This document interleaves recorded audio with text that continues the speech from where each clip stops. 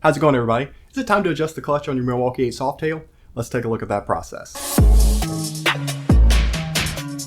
My name is Ron, and here on this channel I tackle projects of various sizes and share information with you about the different products that I try. So be sure to subscribe and hit the notification bell, that way you'll be alerted whenever I post a new video. And in today's video, I'm going to adjust the clutch on the Milwaukee 8 Softail, and we'll be adjusting that clutch down at the hub or down at the basket.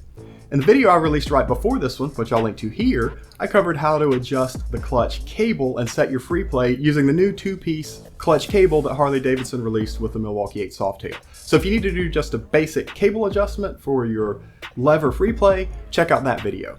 So Harley-Davidson recommends doing this every 5,000 miles on the Milwaukee 8 Softail, and I'm a little bit under that mileage, but I did already make that adjustment because of a different reason.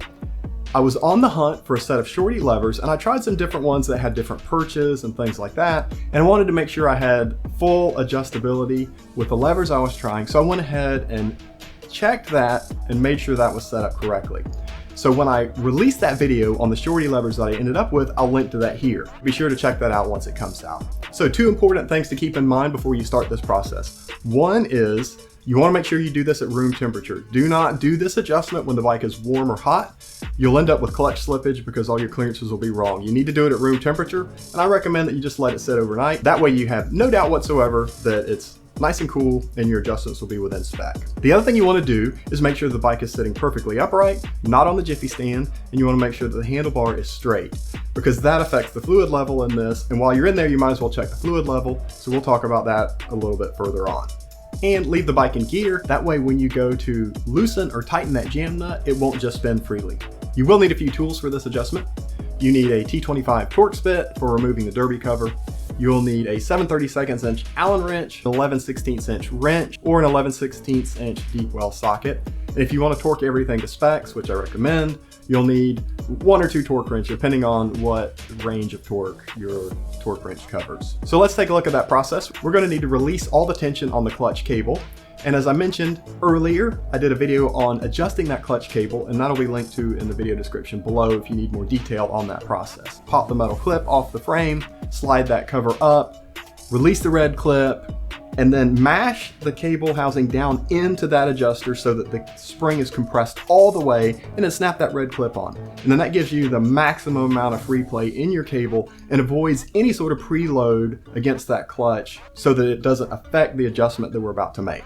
So you start by removing the derby cover.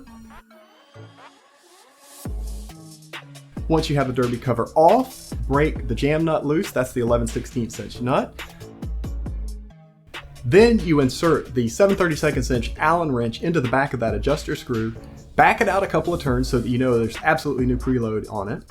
Then tighten it in slowly until it barely touches. And the guideline that I like, as soon as it touches, you want to be able to let go of that Allen wrench and have gravity cause it to drop down. So you don't even want enough preload on it to where it holds the Allen wrench in place. So just barely allow it to touch.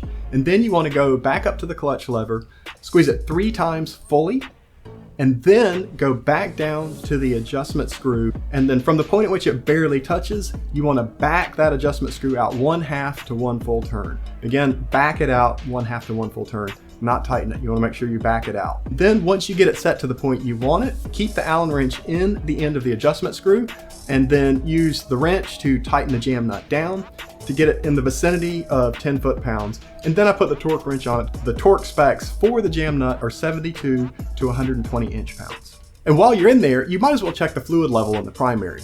And you can see where that fluid level should be at inside your primary with the bike sitting vertically, not on the jiffy stand. Then you can put your derby cover on, and when you put your derby cover on, make sure you torque the bolts in the right sequence, which I'll put here, and the torque spec for the bolts on the derby cover is 25 to 35 inch-pounds.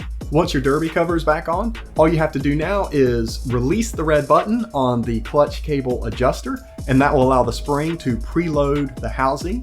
And then lock in that red plastic button, and then just double check your free play on the lever to make sure that's set where it needs to be. Slide the cover back down over the adjuster, put your frame clip back on to hold the clutch cable in place, and you're good to go.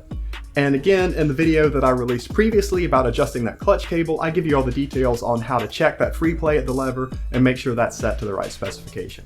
You may want to try different adjustments on this to see which one you like the best. I typically use 1/2 turn out, but the range is 1/2 to 1 turn, so you could try it anywhere within that range until you get to a place where the lever pull and the clutch engagement feels like you want it to feel when you're riding the bike. So try it out, see which one you like best, and then you'll know how to set it going forward.